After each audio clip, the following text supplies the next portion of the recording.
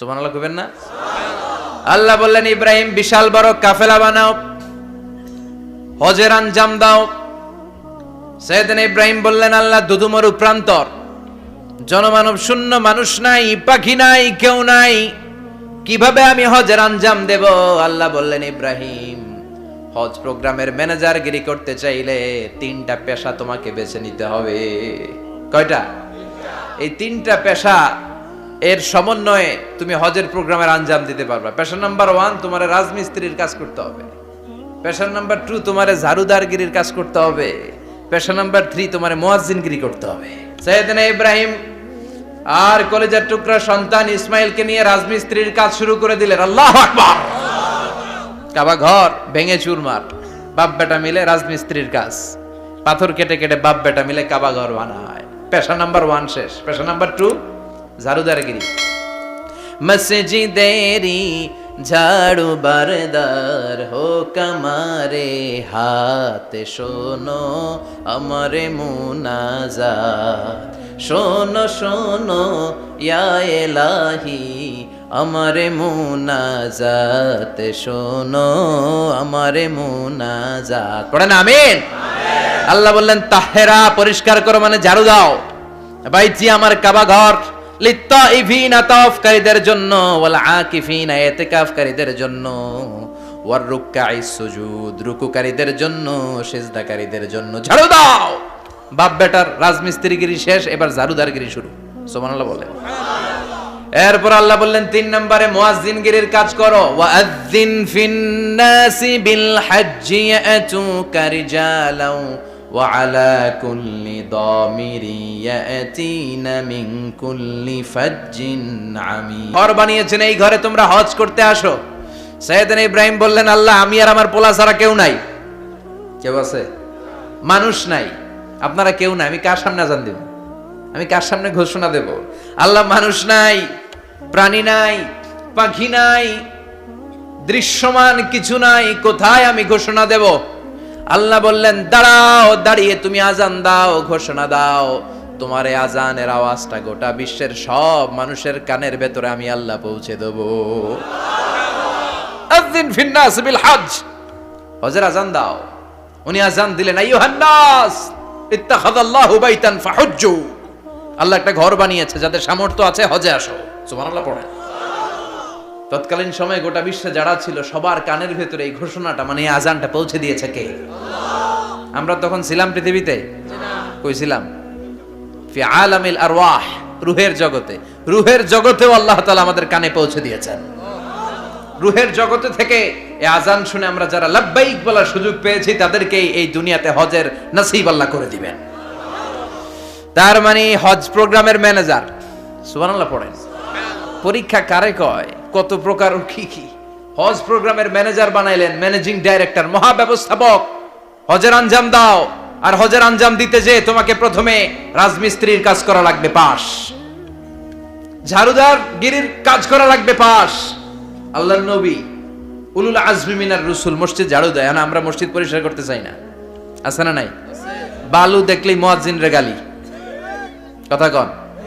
মসজিদে ময়লা দেখলেই খাদেমের 14 গোষ্ঠী উদ্ধার করে ছাড়ে, আর নিজে পশ্চিম দিকে পড়ে আসারও খায় না। আছে না নাই? মসজিদ ঝাড়ু দেয়া শুধু মুয়াজ্জিনের কাজ? খাদেমদারের কাজ?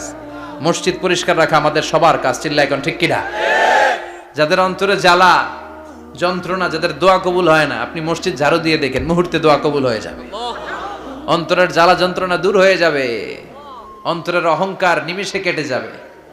তার মানে আল্লাহ বললেন রাজমিস্ত্রি হও, সেটাও হলেন। ঝাড়ুদার হও, সেটাও হলেন।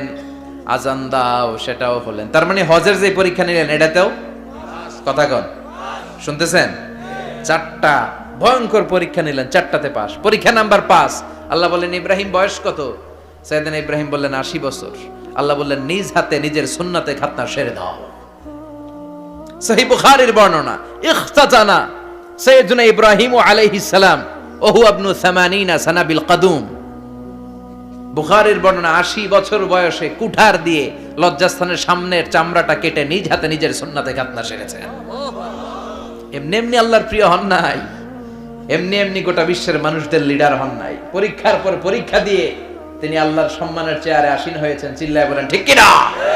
এজন্য আল্লাহ বললেন ওয়াইয ইবতালা ইব্রাহিমা রাব্বুহু বিকালিমাতিন ফাআতাম্মাহুন্না ক্বালা ইন্নী জাঈলুকা লিন-নাসি ইমামা। ও নবী, স্মরণ করুন সেই সময়ের কথা যখন আমি আমার খলিল ইব্রাহিমকে অনেকগুলো পরীক্ষা নিয়েছিলাম, আর প্রতিটি পরীক্ষায় আমার খলিল সফলতার সাথে উত্তীর্ণ হয়েছিল।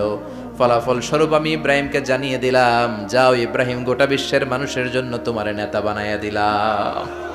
তিনি আমাদের নেতা, leader of the all human being on earth. পৃথিবীতে যারা আছে সবার নেতা। চিল্লায় এখন ঠিক কিনা? এত বরকতের মানুষ, এত বরকতের ফ্যামিলি, ওনার ফ্যামিলি যেখানে তাকিয়েছে ওইখানে বরকত, যেখানে পা লেগেছে ওইটা বরকত। যেই মাটিতে হাত দিয়েছে মাটিটারে সোনা বানিয়ে দিয়েছে কে? সাইয়েদনা ইব্রাহিমের পা লেগেছিল একটা পাথরে, ওই পাথরটারে মুসল্লা বানায় দিল কে? ওয়াত্তাখিযু মিন মাকামি ইব্রাহিমা মুসাল্লা। আল্লাহ বললেন ইব্রাহিমের দাঁড়ানোর জায়গার পাথরটারে তোমরা মুসল্লা বানিয়ে নাও। হজ করছেন কারা কারা দেখি? অথবা উমরা, আরো বাড়ছে উমরা করতে, মাশাআল্লাহ। যাদের হাত ওঠে নাই এরাও যেন আল্লাহ অতি শীঘ্রই হজ করতে পারে, উমরা করতে পারে। আরে কি বরকতের জায়গা, আল্লাহ বারবার নসিব করো তুমি। কি বরকতের জায়গা। প্রতিদিন 120টা রহমত নাজিল হয় এই কাবা ঘরকে কেন্দ্র করে। সিত্তুন আলী তাইফিন, 60টা রহমত যারা খালি তাওয়াফ করে। এই তাওয়াফের ইবাদতটা ওই জায়গা ছাড়া পৃথিবীর কোথাও করা যায়? কথা বলেন। এজন্য 60টা রহমত যারা তাইফিন তাওয়াফ করে, আর 40 লিল মুসাল্লিন, আর 40টা রহমত যারা কাবা ঘরে নামাজ পড়ে। 40 আর 60 100, বাকি রইল কয়টা? ওয়াল 20 লিন নাযিরিনা ইলাল কাবা। বাকি 20টা যারা তাওয়াফও করে না, সালাতও পড়ে না, খালি কাবা ঘরের দিকে তাকায় থাকে। কাবা ঘরের দিকে ফেল ফেল করে তাকায় থাকলো, আমলনামায় 20টা রহমত নাজিল করে কে? এত বরকতের ফ্যামিলি। সাইয়েদনা ইব্রাহিম সন্তান হলো ইসমাইল, স্ত্রীর নাম হাজার। 3 জনের ফ্যামিলি। চিল্লায় বলেন কয়জন? এই 3 জনের ফ্যামিলির এত বরকত, যেই জায়গায় হাত লেগেছে জায়গাটারে বরকতময় করেছে কে? যেখানে পা লেগেছে বরকত দিয়ে ভরে দিয়েছে কে? সাইয়েদনা ইব্রাহিম রাজমিস্ত্রিগিরি যখন করতেছিলেন, বানাতে বানাতে আর নাগাল পায় না। আল্লাহ বলে এই পাথরটার উপরে দাঁড়াও। উনি দাঁড়ালেন, এবার যতটুকু উপরে ওঠা লাগে পাথরটা অটোমেটিক্যালি উপরে উঠে যায়, যতটুকু নামা লাগে অটোমেটিক্যালি নিচে নেমে যায়। পৃথিবীর কোন পাথরে আপনি ইচ্ছা মতো লাথি মারলে এখানে পায়ের দাগ পড়বে? সাইয়েদনা ইব্রাহিম ওখানে দাঁড়ানোর সাথে সাথে উনার ফুটপ্রিন্ট পাথরের মধ্যে লেগে যায়। কাবা ঘরের পাশে গোটা বিশ্বের মানুষের কাছে চিরম্লান করার জন্য, চিরস্মরণীয় করে রাখার জন্য কাবা ঘরের পাশে আল্লাহ পাথরটার স্থান দিয়েছেন।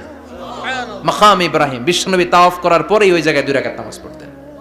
আপনারাও যারা হজ উমরা করবেন, তাওয়াফ করার পরেই মাকাম ইব্রাহিমে 2 রাকাত সালাত পড়া সুন্নাত। তার মানে পা লাগছে, ওইটা হয়ে গেছে আমগো মুসাল্লা। সাইয়েদনা ইব্রাহিমের পা যেখানে লাগছে ওইটা আমাদের কি? সুবহানাল্লাহ কইবেন না? আর ওনার ছেলের পা যে জায়গায় লাগছে ওটা হয়ে গেছে জমজমের কুয়া। ছোট্ট বাচ্চা ইসমাইলকে রেখে দিয়ে আমরা যারে বলি বিবি হাজেরা, আসলে হাদিসের ভাষায় হাজার, তিনি সাফা পাহাড় থেকে মারওয়া পাহাড়ে দিলেন দৌড়। কোথায় পানি? পানি নাই। মরুভূমির বালির মধ্যে সূর্যের তাপ যখন পড়ে যায়, মরিচিকার মতো ঝলসানির একটা দৃশ্য ভেসে ওঠে, মনে হয় সাগরের পানি, আসলে পানি নাকি। তিনি সাফায় যায়, যে দেখে পানি নাই। মারওয়াতে যায়, যে দেখে পানি নাই। পানির সন্ধানে হাজার আলাইহিস সালাম 7 বার 2 পাহাড়ের মাঝখানে দৌড়াদৌড়ি করলেন। ওই পাহাড়ের মাঝখানে এই মহিলার পায়ের ছাপ লেগে গেল। এই দৌড়াদৌড়িটা আরশের উপর থেকে আল্লাহ এত সুন্দর উপভোগ করেছেন। আল্লাহর কাছে এই মহিলার দৌড়াদৌড়িটা এত ভালো লেগেছে, কিয়ামত পর্যন্ত সব হাজীদের জন্য এই জায়গায় দৌড়াদৌড়িটা আল্লাহ ওয়াজিব করে দিয়েছে। এই জায়গায় দৌড়াদৌড়ি না করলে হজ হবে না, উমরা হবে না। এই দৌড়াদৌড়িটা, মহিলাটার স্যাক্রিফাইস, হৃদয়ের আবেগ আর ভালোবাসাটা আল্লাহর কাছে এত পছন্দনীয় হয়েছে, কিয়ামত পর্যন্ত আল্লাহ চান সবাই দৌড়াবে, আমি উপর থেকে দেখব। ওয়াজিব করে দিলেন। যার পা যেই জায়গায় লাগছে খালি বরকত। হঠাৎ কলকল কলকল আওয়াজ শুনতে পেলেন। সাফা মারওয়া থেকে দৌড়ে আসলেন কাবার কাছে। এসে দেখলেন ফেলে রাখা দুধের বাচ্চা ইসমাইলের পায়ের ধাক্কায় জমিন থেকে পানি বের হতে শুরু করেছে। কলকল কলকল আওয়াজ। ওনারা আরবি ভাষা জানতেন না। সাইয়েদনা ইব্রাহিম, ইসমাইল, হাজার এরা সুরিয়ানি ভাষার মানুষ ছিলেন। সুরিয়ানি ভাষায় উনি বসে পানি যাতে মরুভূমির বালুতে লেগে শুকিয়ে না যায়, বালু দিয়ে বাদ দিতেছে। আমরা বাদ দেই না পানি আটকানোর জন্য? দেখেন নাই মনে হয়? দেখেন নাই পানি আটকানোর জন্য বাদ দেই আমরা। হাজার এসে বালু দিয়ে বাদ দিতেছে নিজে নিজে, আর নিজের সুরিয়ানি ভাষায় বলতেছে জাম জাম, মানে থাম থাম, পানি যাইস না তুই। জাম মানে কেফ কেফ, স্টপ স্টপ, থাম থাম, আরে পানি চলে যাস না, থাম থাম। ওনার মুখ নিঃসৃত এই ঝাম ঝাম শব্দ দুইটা আল্লাহ এত পছন্দ হয়েছে, কিয়ামত পর্যন্ত আল্লাহ এই কুয়ার নাম ঝমঝমের কুয়া করে দিয়েছে। বরকত আর বরকত। ছেলেকে মিনার প্রান্তরে রেখে জবাইয়ের দৃশ্যটা আল্লাহর ভালো লেগেছে। কিয়ামত পর্যন্ত ঈদুল আজহাতে সবাই আমরা প্রাণী শুইয়ে এরকম জবাই করব, এটা আল্লাহ ওয়াজিব করে দিয়েছে। যার মানে এমন ফ্যামিলি খালি বরকত আর বরকত। আর আল্লাহ বললেন এই ফ্যামিলিতে আমি কিতাবও দিয়েছি, নবুয়তও দিয়েছি। ওয়াজআলনা ফি যুররিয়াতিহিন নুবুওয়াতা ওয়াল কিতাব। সাইয়েদনা ইব্রাহিমের ফ্যামিলির ভেতরে আমি নবুয়ত দিয়েছি, কিতাব দিয়েছি। এই পৃথিবীতে যত নবীর নাম আপনি বলবেন সবগুলো সাইয়েদনা ইব্রাহিমের নাতিপুতি।